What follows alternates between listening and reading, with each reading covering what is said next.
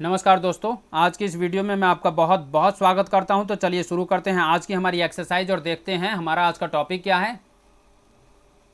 आज का हमारा टॉपिक है इंपैरेटिव सेंटेंसेज की रिवीजन हम करने जा रहे हैं। यानी इंपैरेटिव सेंटेंसेज आज्ञा सूचक वाक्यों का हम एक्टिव से पैसिव में रूपांतरण करने जा रहे हैं। इससे पहले कि हम एक्सरसाइज को शुरू कर दें, हम बता दें कि जो रूल्स हैं, जो नियम हैं एक्टिव से पैसिव बदलने के, वो यहाँ पर भी अप्लाई होते हैं। जो बेसिक रूल्स हैं, जैसे हमें सभी वाक्यों में सब्जेक्ट को ऑब्जेक्ट बना देना है, ऑब्जेक्ट को सब्जेक्ट बना देना है, टेंस के अनुसार ही हमें हेल्पिंग वर्ब का चुनाव कर लेना होता है। पैसिव वॉइस जब कभी भी हम बनाएंगे तो उसमें हमें third form of the verb को लगाना होता है, हमें बाय का इस्तेमाल करना होता है। इसके साथ साथ नॉमिनेटिव केस के जो प्रोनाउंस आते हैं उन्हें यदि हमें ऑब्जेक्ट बनाना पड़ता है तो हमें उन्हें ऑब्जेक्टिव केस में बदलना होता है, और यदि ऑब्जेक्टिव केस के कुछ प्रोनाउन आते हैं उन्हें सब्जेक्ट बनाना होता है तो उन्हें हमें नॉमिनेटिव केस के प्रोनाउंस में बदल देना होता है। तो जो बेसिक रूल्स हैं 6, 7, 8, उन रूल्स को तो हमें फॉलो करना ही करना है। प्लस उसके साथ में अब जब हमारा एक स्पेशल कैटेगरी है कि इंपैरेटिव सेंटेंसेज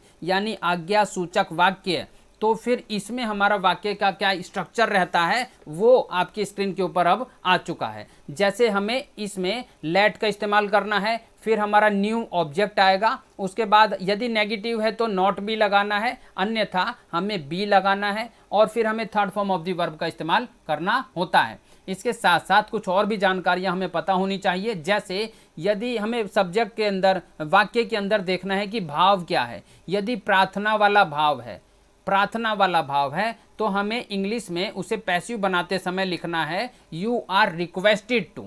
यदि शिक्षा देने वाला या सलाह देने वाला कोई भाव आता है तो हमें इंग्लिश में उसे पैसिव बनाते समय लिखना है you are advised to.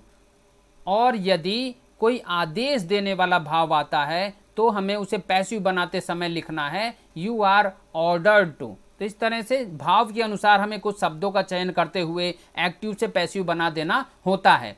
Please और काइंडली जैसे जो शब्द आते हैं इन शब्दों को हटा दिया जाता है, पैसिव में इन्हें जनरली नहीं लिखा जाता है। अब हम आ चुके हैं वाक्यों का अभ्यास करने की तरफ, जहां हमें एक्टिव और पैसिव दोनों ही प्रकार के वाक्यों का अभ्यास करना है। तो सबसे पहला वाला जो वाक्य आप देख रहे हैं, क्लोज द विंडो, तो जैसा हमने स्ट्रक्चर बनाया उसी के अनुसार ही हमने इसे एक्टिव से पैसिव में बदल देना है। क्लोज द विंडो, और इसे पैसिव फॉर्म में बोलेंगे let the window be closed. तो आप देखेंगे लेट का इस्तेमाल किया गया, फिर जो हमारा ऑब्जेक्ट था उसे हमने सब्जेक्ट बनाकर लिख लिया है, फिर बी का इस्तेमाल करना है सभी वाक्यों में, फिर हमें जो हमारी क्रिया है उसकी third form of the verb का इस्तेमाल करना है। इसी प्रकार से 2 नंबर वाक्य है do not oppress the poor, do not oppress the poor. तो आप देखेंगे लेट का इस्तेमाल हमने किया, द पुअर जो हमारा ऑब्जेक्ट था वो हमने लिख दिया, नॉट का इस्तेमाल किया, बी का इस्तेमाल किया। जैसे हमने बताया नेगेटिव रहेगा, निषेधात्मक वाक्य रहेगा तो नॉट बी लगाना है, अन्यथा आपने केवल बी का इस्तेमाल करना होता है। और फिर third form of the verb हमने ऑपरेस्ड लगा दी है। तीसरा जो वाक्य आप देख रहे हैं make tea at once, make tea at once, तो लेट का इस्तेमाल करते हुए भी इसे भी हमने एक्टिव से पैसिव में बदला है। लेट टी, टी जो हमारा ऑब्जेक्ट था उसे हमने सब्जेक्ट बना लिया है, फिर बी का इस्तेमाल हमने किया, मेक की third form of the verb का इस्तेमाल किया। ये हम कई बार बता चुके हैं कि यदि वाक्य के अंदर कोई प्रपोजिशन आता है, जैसे यहाँ पर आया हुआ है एट, तो आपने पैसिव में third form of the verb के साथ में ही प्रपोजिशन को भी अटैच कर देना होता है, बिल्कुल इसके साथ में सटा के लिख दिया जाता है। और भी सभी टेंसेस के लिए भी ये रूल्स आप याद रखें कि यदि कोई एक्टिव वॉइस में कोई प्रपोजिशन आता है और उसे आप पैसिव वॉइस में कन्वर्ट कर रहे हैं तो उस स्थिति में पैसिव वॉइस की third form of the verb के साथ ही उसको लिख दिया जाता है। जैसा इस उदाहरण में भी आप देख सकते हैं, जो मेड है हमारी third form of the verb है, हमने उसके साथ ही प्रपोजिशन एट को ज्वाइन कर दिया है, और लास्ट में अदर जो वर्ड्स आए, वंस आया, हमने उसे अटैच कर दिया है। फिर हमारा जो चौथा वाक्य है वो स्क्रीन पर है never tell a lie, never tell a lie, तो let a lie never be told, let a lie never be told. तो आप देखेंगे क्या क्या परिवर्तन किए गए हैं। ए लाई को हम आगे ले आए हैं, नेवर का इस्तेमाल किया है, बी का हमने इस्तेमाल कर लिया इसके साथ में, और टेल जो हमारी first form of the verb थी, हमने बताया पैसिव में हमेशा third form of the verb आती है, तो टेल की third form of the verb होती है टोल्ड, उसको हमने इस्तेमाल कर लिया है। इसके साथ में हमारी स्क्रीन पर अब 5 नंबर वाक्य आ चुका है, please sign this letter, please sign this letter. तो आप देखेंगे हमने बताया कि जिस प्रकार का भाव रहेगा उसी प्रकार से शब्दों का आपने चयन करना होता है इंपैरेटिव सेंटेंसेस के अंदर पैसिव वॉइस बनाते समय। तो यहाँ पर हम देखेंगे प्लीज एक प्रार्थना वाला भाव है, तो हमने वर्ड क्या लगाए हैं, you are requested to, you are requested to, और फिर वही साइन का साइन ही रहेगा, this letter, you are requested to sign this letter. तो आप देखेंगे इस प्रकार से भाव के अनुसार हमें कुछ वाक्यों को एक्टिव से पैसिव में बदल लेना होता है। फिर 6 नंबर वाक्य हमारी स्क्रीन के ऊपर है, kindly do not loss heart, kindly do not loss heart. तो कृपया करके अपना दिल छोटा मत करो, हिंदी में इसका ये मतलब होता है, परंतु आप इसका इंग्लिश जब पैसिव वॉइस में बनाएंगे तो हम देखेंगे कि क्या होता है। हम देखेंगे क्योंकि ये कृपया जो शब्द आया ये प्रार्थना वाला भाव है, तो फिर हमने लगाया you are requested, you are requested, और फिर हमने नेगेटिव है तो नॉट लगाया, टू का इस्तेमाल किया, फिर लॉस का इस्तेमाल हमने किया, हार्ट का हमने इस्तेमाल किया। तो इस तरह से आप देखेंगे। और हमने एक चीज़ जो रूल बताया था कि भाई यदि प्लीज़ या काइंडली जैसे शब्द एक्टिव वॉइस के अंदर आते हैं तो पैसिव वॉइस बनाते समय उन्हें नहीं लिखा जाता है। हर बारीक से बारीक छोटी से छोटी जानकारी आपको मिले किसी भी टॉपिक के बारे में, यही हमारा उद्देश्य होता है कि कहीं कोई जानकारी छूट ना जाए। और इसीलिए जो हम सेंटेंसेस लाते हैं वो भी बहुत ही बढ़िया और बहुत ही छांट कर लाते हैं, ताकि उन सेंटेंसेस का एग्जाम्पल्स लेते हुए उनको आपके सामने रखते हुए हर नियम को, हर रूल को आपके सामने रख दिया जाए।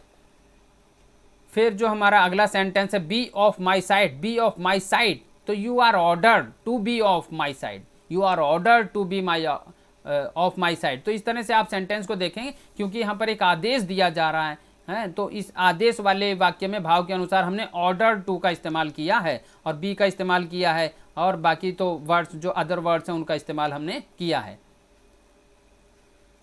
8 नंबर जो वाक्य है उसकी तरफ हम आ चुके हैं, let her help her sister, let her help her sister. तो let her sister be helped by her, let her sister be helped by her. तो इसमें भी वही है, third form of the verb आ गई है, बाय का इस्तेमाल किया गया, सब्जेक्ट को ऑब्जेक्ट बना लिया गया है, लेट का इस्तेमाल कर लिया गया है, और लास्ट में हमने अपने एक्टिव वॉइस के सब्जेक्ट को ऑब्जेक्टिव फॉर्म में ले जाकर लिख दिया है, हर का हर ही होता है, इसमें कोई परिवर्तन नहीं किया जाता है। तो कुल मिलाकर ये जो हमने 8 सेंटेंसेज की जो प्रैक्टिस की है, इन सभी को बताने के बाद में मैं आपको ये जरूर बता देना चाहता हूँ कि एक्टिव से पैसिव जब हम कभी भी बनाते हैं तो जो रूल्स होते हैं उनमें किसी प्रकार का परिवर्तन नहीं होता है। जो स्पेशल चीज़ें होती हैं, जैसे कि हमने बहुत इस वीडियो सीरीज़ के अंदर अलग अलग प्रकार के टेंसेस का काफ़ी ज़्यादा अभ्यास किया है, बहुत सारे हमने सेंटेंसेस की प्रैक्टिस की है, एक्टिव से पैसिव में बना कर देखा है, सारे रूल्स को हमने डीपली गहराई में जाकर सारे रूल्स के बारे में चर्चा की है।